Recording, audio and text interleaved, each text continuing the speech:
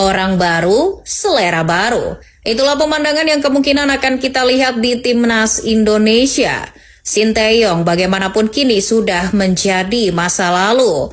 Gaya permainan reaktif, bertahan solid, dan serangan balik cepat bakal dirombak. Patrick Kluivert dan gerbongnya akan membawa gaya baru yang bisa disebut sebagai antitesa dari apa yang diterapkan oleh Coach Shin. Dengan materi pemain yang dimiliki Timnas Garuda sekarang, memangnya taktik dan pola seperti apa yang akan digunakan oleh mantan striker PSG itu? Let's go, kita bahas. Sebagai pelatih baru, Patrick Kluivert tak akan sendirian bekerja di Timnas Indonesia. Ia akan dibantu oleh tim yang beranggotakan 2 asisten pelatih berpengalaman seperti Alex Pastor dan Dene Lanzat. Secara garis besar, kedua asisten tersebut juga punya kesamaan filosofi dengan Kluivert, yakni berpendekatan menyerang. Jurnalis Silarze Saharoy pernah membuat ulasan tentang karir melatih Kluivert di situs resmi FIFA. Roy menyebut Kluivert itu adalah penganut filosofi Johan Cruyff. Dia adalah seorang Cruyffian. Alih-alih bermain menunggu dan bertahan sejak awal laga, tim yang dilatih Kluivert maupun Pastor selalu mengawali permainan dengan penguasaan bola, umpan pendek, serta pemanfaatan ruang. Gaya Belanda banget deh pokoknya. Lalu secara penggunaan formasi, menurut laman Transfermarkt, Kluivert ini ternyata lebih identik dengan formasi 4-2-3-1, bukan 4-3-3. Kalau format 4-2-3-1 itu diterapkan di Timnas Indonesia, maka komposisinya adalah Martin Pas yang akan tetap sebagai kiper utama, lalu akan dikawal oleh kuartet back, Kevin Dix, Miss Hilgers, Jay Itzes, dan Calvin Verdonk. Keempat bek ini akan punya fungsinya masing-masing. Kevin Dix berperan sebagai bek kanan. Beberapa kali Dix bermain di posisi ini bersama FC Copenhagen. Kerap kali ia menciptakan assist dan gol ketika bermain di posisi ini ketimbang jadi bek tengah. Sementara di bek kiri akan ditempati oleh Lupi Calvin Verdonk. Pemain Nijmegen yang tenaganya bak badak itu akan lebih akrab dengan pola 4 bek ini sebagaimana ia bermain bersama Nijmegen. 2 fullback inilah yang akan bekerja naik turun sepanjang laga. Dibutuhkan tenaga ekstra untuk menempati posisi ini. Sebagai pelapis, Sandy Walsh, Asnawi, Arhan hingga Sheni Patinama juga harus siap melapis posisi ini. Lalu untuk bek tengah akan ditempati duet Miss Hilgers dan Jay Itzes. 2 bek yang gak usah diragukan lagi kualitasnya. Yang satu biasa berhadapan dengan penyerang seperti Højlund, yang satunya lagi sudah pernah ngegolin ke gawang Juventus dan sempat buat Lukaku mati kutu.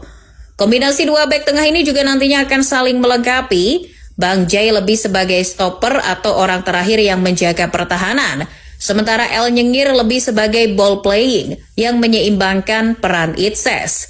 Sebagai pelapis masih ada pemain seperti Justin Hubner, Jordi Amat maupun Rizky Ridho. Melangkah ke posisi pivot, posisi yang akan jadi poros penting dalam pola 4-2-3-1 Kluivert. Menurut pengamat sepak bola Bung Harpa, rekam jejak Kluivert dalam melatih selalu mempunyai 1 gelandang bertahan yang bertugas sebagai tukang jagal. Di Adana Demirspor ia punya Badowu Ndiaye, di Timnas Curaçao ia punya pemain naturalisasi yang juga mantan Newcastle, Furnon Anita. Nah, peran tersebut kemungkinan nantinya akan diamanatkan pada pemain naturalisasi Jairo Redwold. Mantan pemain Crystal Palace itu akan difungsikan sebagai destroyer. Sebagai pelapis Redwold, Nathan Choaon atau si preman Justin Hubner juga memenuhi kriteria tersebut. Untuk mendampingi Redwold, Kluivert kemungkinan akan memilih Ivar Jenner. Di posisi ini Kluivert selalu menempatkan pemain yang ahli dalam umpan, membaca permainan serta mengalirkan bola. Saat melatih Timnas Curaçao, di posisi ini Kluivert menempatkan pemain naturalisasi yang juga mantan Aston Villa, Leandro Bacuna. Sedangkan di Adana Demirspor, ia menempatkan gelandang senior Emre Akbaba. Selain posisi pivot, posisi gelandang serang yang berada di belakang striker juga menjadi fokus Kluivert. Saat membesut Timnas Curaçao, Kluivert menempatkan pemain kreatif Juninho Bacuna di posisi ini. Pemain 27 tahun yang sempat mencetak gol ke gawang Timnas Indonesia itu difungsikan sebagai kreator serangan yang banyak terlibat dalam proses menciptakan peluang dan gol. Begitupun ketika membesut Adana Demirspor, Kluivert menempatkan mantan pemain Schalke, Yonis Belhanda. Meski mungil secara postur, Skill, kreativitas, serta visi pemain asal Maroko ini telah banyak membantu proses penciptaan peluang dan gol bagi Adana Demirspor. Nah, di Indonesia kemungkinan yang akan dipasang di posisi ini adalah Tom Haye. Profesor Toha punya syarat mumpuni untuk menempati posisi tersebut. Skill, kreativitas, serta visi pemain Almere City ini tak usah diragukan lagi. Keterlibatannya dalam proses terjadinya gol juga dapat diandalkan. Selain umpan manjanya, Haye juga punya keahlian melepaskan tembakan roket yang suatu saat bisa diandalkannya saat menempati posisi ini. Sebagai pelapis, Marcelino Ferdinand atau Eliano Reinders termasuk dalam pemain yang punya kriteria mumpuni menempati posisi ini. Di pola 4-2-3-1 Clifford, sisi sayap juga akan menjadi salah satu senjata dalam membangun serangan, baik itu dengan cara pemanfaatan lebar lapangan maupun umpan crossing. Sebagai gambaran, Clifford ketika membesut Adana Demirspor kerap mengobrak-abrik pertahanan lawan lewat posisi ini. Ketika itu, mantan bintang MU, Nani, diberi tugas khusus di posisi ini. Indonesia sendiri akan punya banyak opsi di posisi ini. Kemungkinan Clifford akan mengandalkan Ole Romani. Selama di Utrecht, pemain Pirang ini sering bermain di posisi sayap kanan. 2 gol saat melawan PSV Zwolle dan Heerenveen di Eredivisie musim ini diciptakan Romani ketika bermain di posisi tersebut. Sementara itu di sayap kiri kemungkinan akan ditempati oleh Eliano Reinders. Adik Tijani Reinders yang berseragam PSV Zwolle ini telah lama bermain di posisi sayap kiri sejak musim 2023-2024. 3 golnya musim lalu ketika melawan Go Ahead Eagles, Vitesse serta PSV tercipta ketika dirinya bertugas sebagai sayap kiri. Selain beberapa pemain tersebut, ingat, Indonesia masih mempunyai talenta sayap hebat nan gesit seperti Witan Sulaiman, Egy Maulana Fikri, maupun Yakob Sayuri.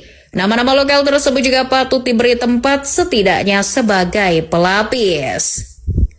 Posisi striker adalah posisi di mana Clifford dulunya menjadi pemain bintang. Tentu posisi ini akan mendapat perhatian khusus baginya. Flashback ke masa lalu ketika ia menjadi pelatih penyerang di AZ Alkmaar tahun 2009, Clifford telah menelurkan striker tajam bernama Monir Alhamdoui. Pemain asal Maroko itu sukses dipoles menjadi top skor Eredivisie musim 2008-2009. Tentu kita semua berharap bahwa salah satu dari striker yang dipunya timnas Garuda bisa menjadi Alhamdoui. Kalau berkaca ketika Clifford melatih Adana Demirspor, ia selalu memakai striker bernama Mbaye Niang, mantan pemain AC Milan yang cepat namun berpostur menjulang yakni 1,88 meter. Begitupun ketika di Curaçao, ia menaturalisasi pemain bernama Rangelo Janga, striker 1,90 meter yang juga punya kecepatan. Nah, kalau di Indonesia kemungkinan yang akan dipakai Clifford antara Rafael Strijk kalau tidak oleh Romani, atau malah mungkin saja Mauro Zistra jika akhirnya berhasil dinaturalisasi. Ketiga pemain mempunyai kriteria hampir mirip dengan Niang maupun Janga. Selain punya postur yang tinggi, mereka juga punya kecepatan.